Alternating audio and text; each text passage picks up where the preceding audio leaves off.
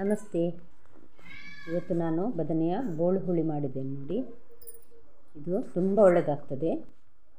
ಇದಕ್ಕೆ ಮಿಕ್ಸಿಗೆ ನಾವು ಏನು ಹಾಕಿ ಅರೆಯುವುದು ಬೇಡ, ಸಾಮಾನೆಲ್ಲ ಹುರಿಯುವುದು ಬೇಡ. ಅಷ್ಟು ಸುಲಭದಲ್ಲಿ ಮಾಡಬಹುದಾದಂತಹ ಇದು ಒಂದು ಪದಾರ್ಥ. ಇದಕ್ಕೆ ನೋಡಿ, ಒಂದು ದೊಡ್ಡ ಬದನೆಕಾಯಿ ತೆಗೆದುಕೊಂಡಿದ್ದೇನೆ ನಾನು.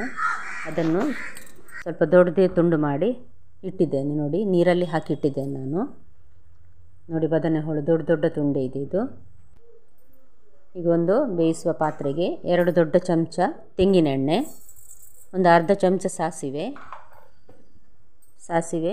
ನೋಡಿ ಚಟಪಟ ಅಂತ ಇದೆ. ಈಗ 1 ಚಮಚದಷ್ಟು ಉದ್ದಿನಬೇಳೆ ಹಾಕ್ತಾ ಇದ್ದೇನೆ ನಾನು.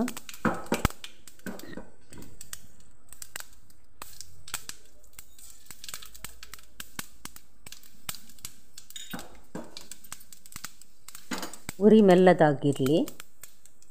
ಈಗ ನೋಡಿ, ಕರಿಬೇವು ಒಂದು 2 ಕಿಲೋ ಕರಿಬೇವು ಹಾಕಿದೆ. ಒಂದು ಅರ್ಧ ಚಮಚದಷ್ಟು ಸಣ್ಣ ಚಮಚ ಹಿಂಗು. ಈಗ ತುಂಡು ಮಾಡಿಟ್ಟ ಬದನೆಯನ್ನು ಹಾಕಿ ಒಂಚೂರು ಮಿಕ್ಸ್ ಮಾಡ್ತೇನೆ. ಇದನ್ನು ಎಣ್ಣೆ ಎಲ್ಲ ಹೋಳಿಗೆ ಸ್ವಲ್ಪ ಹಿಡೀಲಿ, ಅದಕ್ಕೋಸ್ಕರ.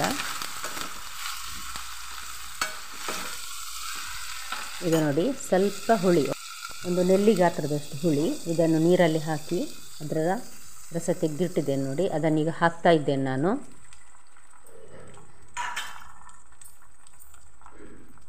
ಒಂದು 2 ಚಮಚ ದೊಡ್ಡ ಚಮಚದಷ್ಟು ಬೆಲ್ಲ. ಕಡಿಮೆ ಬೇಕಿದ್ದವರು ಸ್ವಲ್ಪ ಕಡಿಮೆ ಹಾಕಲಿದ್ದು, ಸಿಹಿ ಆದ್ರೇ ರುಚಿಯಾಗೋದು. ಸ್ವಲ್ಪ ಒಂದು 1/4 ಲೋಟದಷ್ಟು ನೀರು ಹಾಕಿದ್ದೇನೆ, ಯಾಕಂದರೆ ಬದನೆ ಬೇಗ ಬೇಯ್ತದೆ ನೋಡಿ, ಹಾಗಾಗಿ. ಸ್ವಲ್ಪ ಅರಸಿನ ಮತ್ತು ಸ್ವಲ್ಪ ಉಪ್ಪು ಹಾಕಿ ಬಾಯಿ ಮುಚ್ಚಿ ಇದನ್ನು ಬೇಯಲಿಕ್ಕೆ ಇಡುವ. ಫ್ರೆಂಡ್ಸ್, ನಾನು ಮಾಡುವ ಅಡುಗೆ ನಿಮಗೆ ಇಷ್ಟ ಆಗಿದ್ದೆ ಅಂತ ತಿಳ್ಕೊಳ್ತೇನೆ. ದಯವಿಟ್ಟು ಸಬ್ಸ್ಕ್ರೈಬ್, ಲೈಕ್ ಮತ್ತು ಶೇರ್ ಮಾಡೋದನ್ನು ಮರಿಬೇಡಿ ನೋಡಿ. ಈಗ ಮುಚ್ಚಳ ಮುಚ್ಚಿ ಬೇಯಲಿಕ್ಕೆ ಇಡುವ.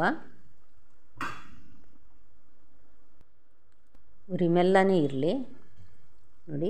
ಒಂದು 5 ನಿಮಿಷ ಆದಮೇಲೆ ಒಂದು 3 ಕಾಯಿ ಮೆಣಸನ್ನು ತುಂಡು ಮಾಡಿ ಹಾಕಿದ್ದೇನೆ. ಬೇರೆ ಯಾವುದೇ ನಾವು ಮೆಣಸಿನ ಹುಡಿ ಏನು ಹಾಕೋದಿಲ್ಲ, ಹಾಗಾಗಿ ಕಾಯಿ ಮೆಣಸೇ ನಮಗೆ ಖಾರ ಕೊಡೋದು. ನಿಮಗೆ ಜಾಸ್ತಿ ಖಾರ ಬೇಕೆನಿಸಿದರೆ 1-2 ಮೆಣಸು ಹೆಚ್ಚಿಗೆ ಹಾಕ್ಬೋದು ನೋಡಿ. ಬದನೆ ಒಳ್ಳೆ ಬೆಂದಿದೆ.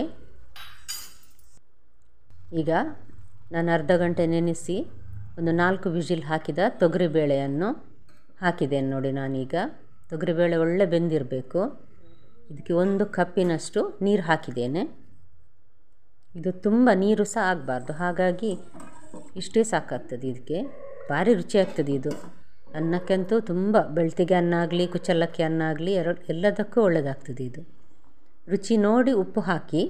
ನಾನು ಸ್ವಲ್ಪ ಉಪ್ಪು ಕಡಿಮೆ ಇತ್ತು ಅಂತ ಹಾಕಿದ್ದೇನೆ ನೋಡಿ. ಈಗ ಕುದೀತಾ ಉಂಟು, ಮಧ್ಯಮ ಉರಿಯಲ್ಲಿ ಇಟ್ಟಿದ್ದೇನೆ ನಾನೀಗ.